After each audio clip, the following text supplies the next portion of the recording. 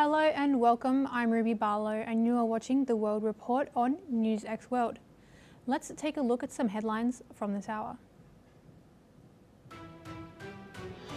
President Trump says negotiating teams from the US and Iran could return to Pakistan over the next 2 days, despite a new US blockade on Iranian ports. The US has pressed for a 20-year suspension of Iran's nuclear activities, while Tehran has suggested a halt of 3 to 5 years. Secretary of State Marco Rubio met with envoys from both Israel and Lebanon in Washington, marking the first high-level engagement between them since 1993. Lebanon sought a ceasefire, while Israel pressed for Beirut to disarm Hezbollah, with both sides agreeing to continue discussions. US President Trump delivers a blunt public rebuke to the Italian Prime Minister Giorgia Meloni, one of his closest European allies, after she criticised his attack on Pope Leo. Trump accused Meloni of lacking courage and failing to back US efforts to reopen the Strait of Hormuz. Pope Leo said threats against the population of Iran are unacceptable and also wrote about the use of power in democratic societies, drawing a sharp response from President Trump. Pope Leo did not name the US or any democracies in particular. King Charles plans to visit the United States in an effort to restore what officials call the closest friendships between the two nations later this month. The visit comes as the US-Iran war has strained transatlantic relations and as Trump has threatened to pull the US out of NATO. The Canadian Prime Minister Mark Carney announces a temporary suspension of the federal fuel tax, cutting gasoline bills by 10 cents per litre. The move comes as Carney's Liberal Party secures a parliamentary majority following 3 special election wins. The International Monetary Fund says the global economy is drifting toward a more adverse scenario as the Strait of Hormuz disruptions continue. Under the worst-case outlook, oil prices would average $110 a barrel in 2026, pushing the global economy to brink of recession. Amazon buys satellite firm Globalstar for $11.57 billion, with the deal bolstering Amazon's fledgling satellite business. Globalstar currently powers safety features for Apple devices, and Amazon says it has signed an agreement to continue providing those services.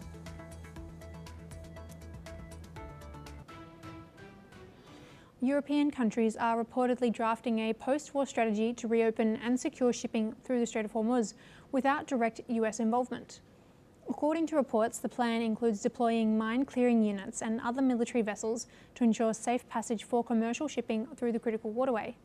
The strategy also envisions a broad international coalition with multiple countries working together to protect global trade flows and energy supplies.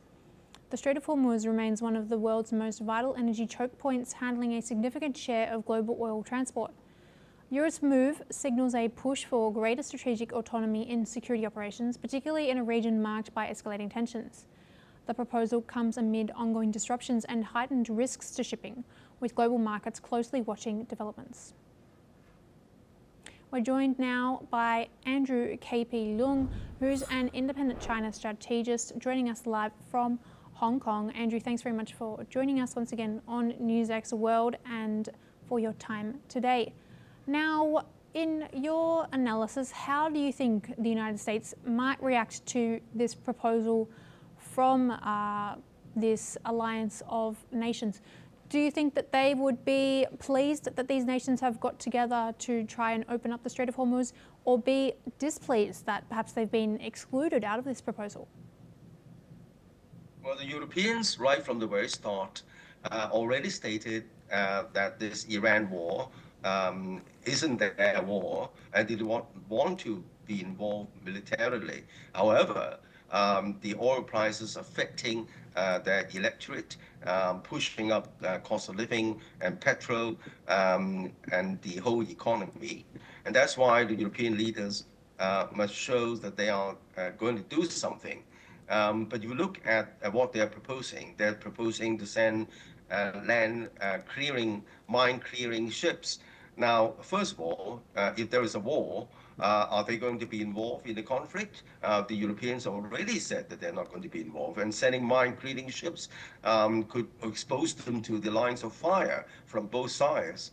So if the war is finished, if the war is ended, sending the mine-clearing ships may help in a way, but of course, if the war is over, then it's in the interest of the Iranians to open the strait, and obviously the Iranians would clear the mines. So I think that there's some clarification needs to be sought as to what the European leaders are trying to do, but it looks as if it is just for optics at the moment. Mm-hmm.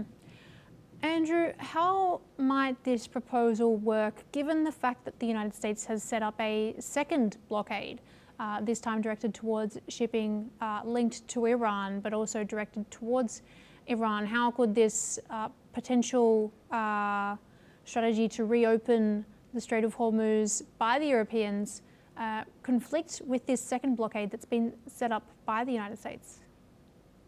Well, it doesn't help at all. I mean, you look at it. I mean, the Iranians want to close the port of Hormuz and like to impose a charge on ships passing through.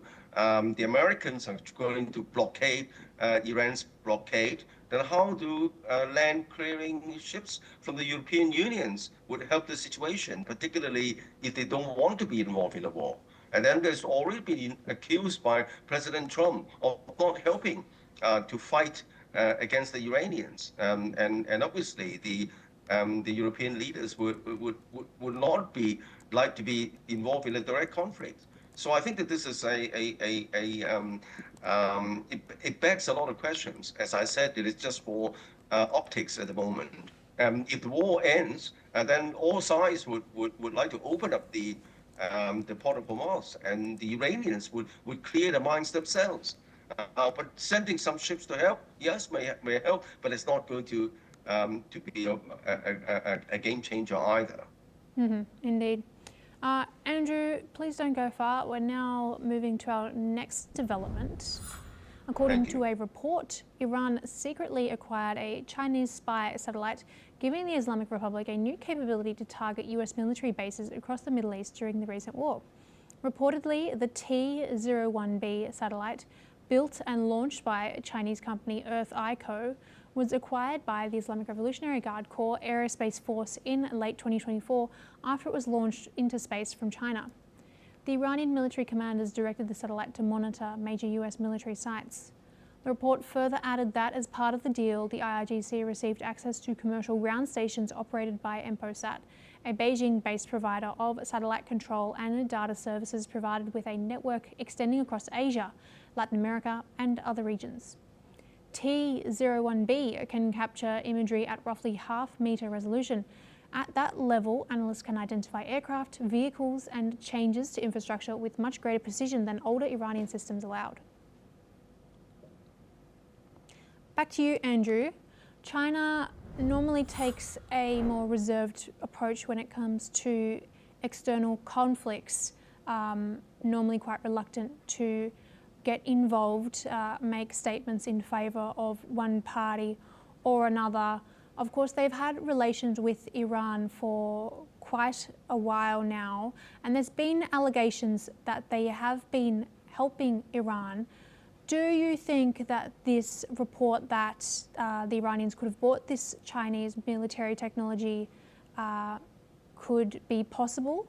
And what does it then say about the relationship between China and Iran and these military capabilities that China has? The relationship between China and Iran has been going on for a long time, well before the war. And obviously, the two countries have interacted economically, financially, and militarily in the past. As for satellite navigation, China has already installed one of the most powerful GPS systems, rivaling the American GPS system in terms of accuracy, in terms of clarity. And of course, the American assets, American bases, aircraft carriers, these are very large targets. They could be picked up by the GPS system, the American system or the Chinese system. But of course, this new so-called spy satellite, and there could be a much more precision. Well, I mean, that may be possible. But as I said, I mean, these military assets are so large that you don't need the kind of high precision satellites to locate where they are, particularly the aircraft carriers and American defense bases in the Middle East. They could be picked up by, as I said, the American GPS system or Chinese Baidu system, which has existed for a long, long time. Mm-hmm. Andrew, if this report is indeed true and Iran has bought this technology from China, do you think that there'll be ramifications from the United States and Israel towards China at this moment in time? Some analysts have said that this war in Iran is in fact a proxy war between the United States and China. So do you think that this report will confirm some of these suspicions that some analysts have been mentioning, or will it may not affect the status quo so much?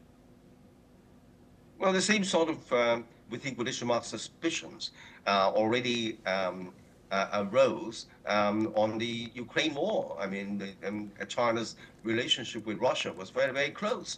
But I think China very carefully stayed away from Ukraine in spite of accusations or suspicions otherwise, and there remained. The same sort of situation happens over the Ukraine war, over the Iran war. The fact of the matter is that neither Israel nor the United States want to have a direct kinetic war with China, or for that matter, with Russia. And you look at what's happening with Ukraine, the United States very carefully stayed away from direct conflict with Russia because Russia is a huge nuclear power, as is China. So I don't think that neither the United States nor Israel want to have a kinetic war with China, and I don't think that this could be an excuse for them to launch a war on China in that direction. What about other ramifications, Andrew? Could there be diplomatic ramifications or economic ramifications? Of course, Trump and Xi Jinping are due to meet shortly. So could this be an issue that's brought up in this meeting, or could we perhaps maybe even see a cancellation of this meeting? What's your analysis of these other non-military possible consequences of this report coming out? Well, President Trump already said that he's going to impose another 50% tariffs on China if China is found supplying arms to Iran. But of course, the satellite is not cannot be classified as arms. But this could complicate the discussion, but I don't think it's a game changer. Mm-hmm.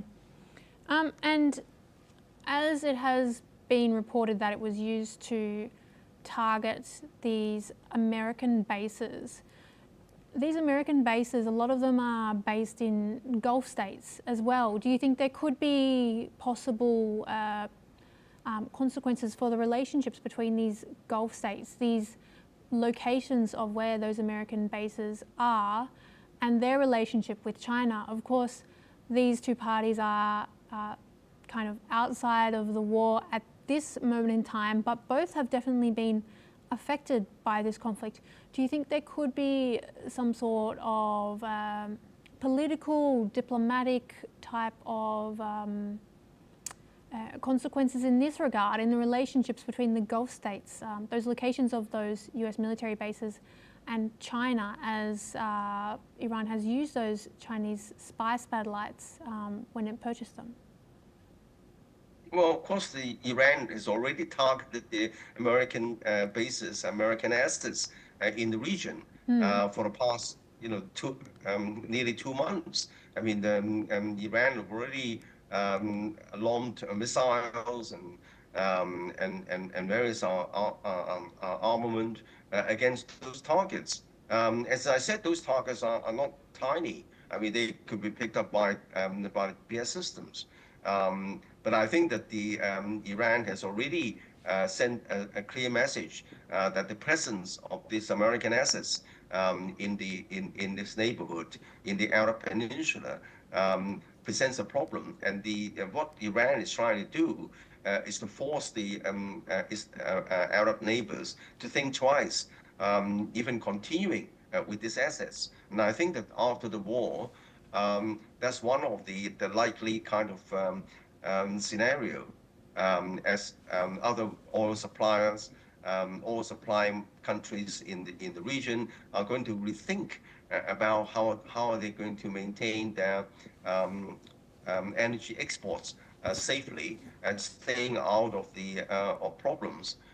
The presence of American assets obviously is an issue, and also relying entirely on the Port of Hormuz, or whether they could develop alternative supply lines through pipelines away from the theater of war and these choke points.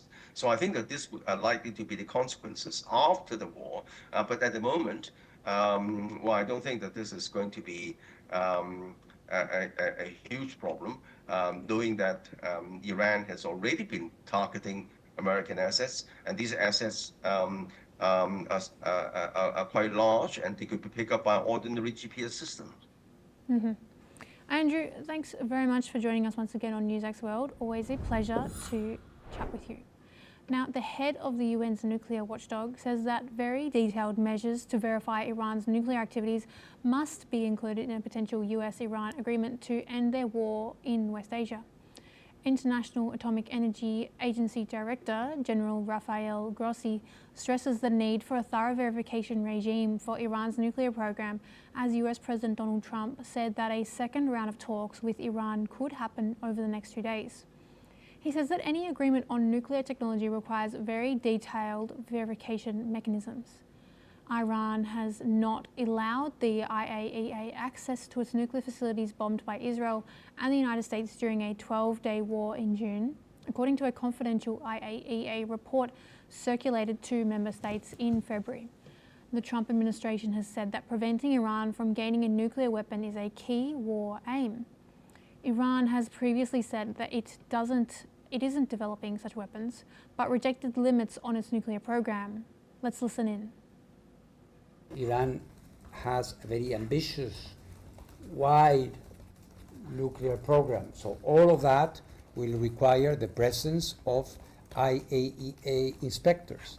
Otherwise, you will not have an agreement. You will have an illusion of an agreement. So I am certain that we will be required and asked when the parties come to an agreement, hopefully, to provide the indispensable safeguard verification component of the agreement.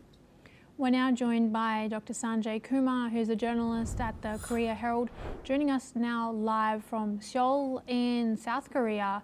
Dr. Kumar, it's a pleasure to have you back on the bulletin at NewsX World. Thanks very much for joining us. Now, of course, now the agreement that could be drawn up, it's been said by the IAEA that it's essential that they reach a settlement about whether about Iran's nuclear capabilities, in particular whether such weapons are developed. Now, in your assessment and what you've heard as a journalist over there in Korea, how do you think that these agreement, and particularly this key issue in this agreement, might be developed upon? Of course, it's a key point of discussion between the Iranians and the Americans, and of course a hot topic in your corner of the world as well. What is your assessment of these possible negotiations going forward? See, I see it as a structural deadlock, which is being seen right now. It is a clear-cut case of a structural deadlock between Iran, US, and few countries, and it is happening because there are expectations from both the sides. The US side is having expectations of verification credibility. They really want to completely dismantle or at least be convinced that Iran doesn't have any uranium enrichment or any sort of such facilities, including the missiles. But on the other side, Iran is not ready to sign on this. They say that they do not have such facilities, and they have been abiding and they will abide with the IAEA and the United Nations regulations. So, this creates a very narrow space of agreement, and that has halted the Islamabad talks as well. It was not concluded, I think, because of this reason. So there is a structural deadlock, and this verification credibility, and the other factor is the bargaining thing. So that bargaining is happening from both the sides, especially from the US side. They try to bargain, and Iranian side is also trying to respond, but that bargaining is not getting concluded, and that is why it is creating a kind of illusion of compliance. So these two reasons are mainly there, and that is my assessment, I think. And we still have to see a couple of days how this bargaining gets into conclusion. But both the sides will have to somehow minimize their expectations. This is what I see. Mm-hmm. Indeed. Dr. Kumar, please don't go far. We'll now be rejoining you soon. The International Atomic Energy Agency has warned of a sharp escalation in North Korea's nuclear weapons capability. IAEA Director General Rafael Grossi said there is a very serious increase in Pyongyang's ability to produce nuclear weapons. Grossi has pointed to a rapid expansion in operations at the Yongbyon nuclear facility, a key site in North Korea's atomic program. He's said that current assessments indicate that North Korea may already possess a few dozen nuclear warheads, with production capacity continuing to grow. The development raises fresh concerns over regional security and the effectiveness of international efforts to curb Pyongyang's nuclear ambitions. Let's listen in. We have been able to confirm that there is a rapid increase in the operation of the Yongbyon 5 megawatt reactor, also the operation of the reprocessing unit, the operation of the light water reactor, and the activation of other facilities apart from Yongbyon. All of them point to a very serious increase in the capabilities of the TPRK in the area of nuclear weapons production, which is estimated at a few dozen warheads. Now, joining us again, Dr. Kumar, of course, North Korea must be watching the developments in Iran very closely, keeping a very close eye on their own nuclear development program.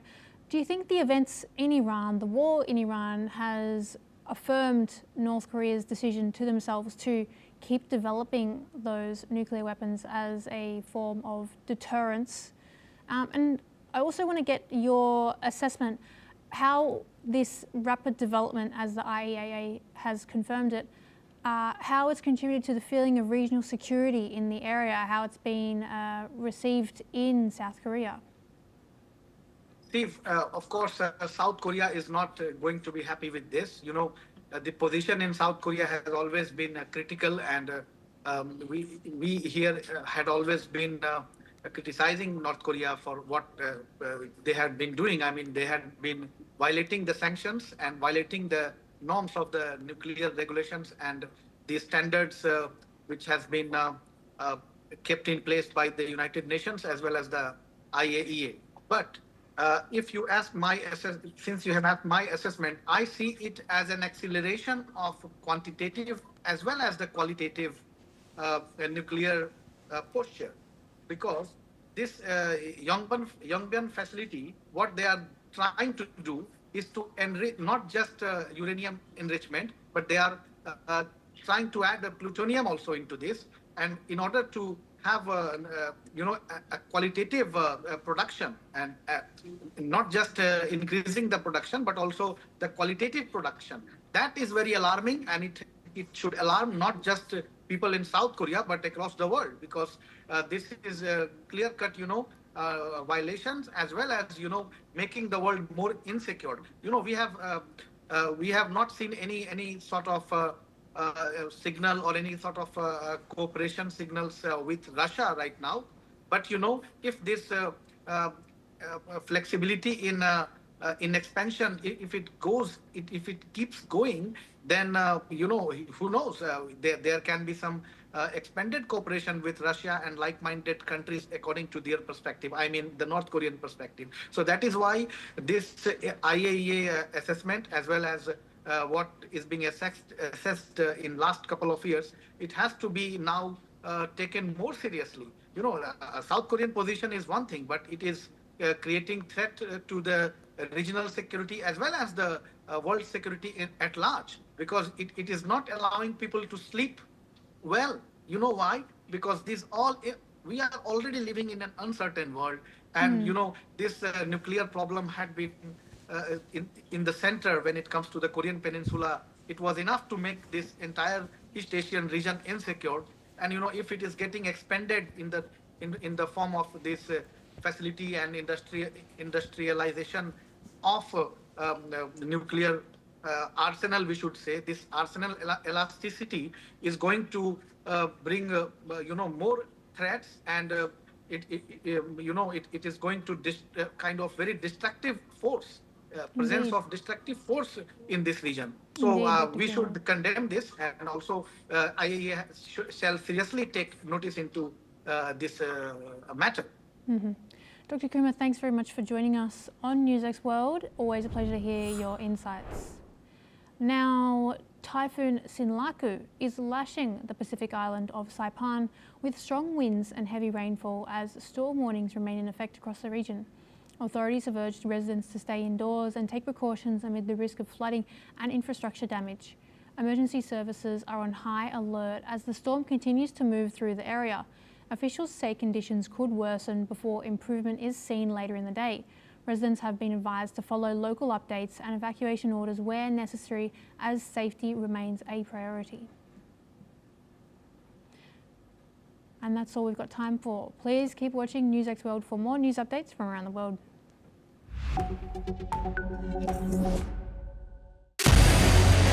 What we can do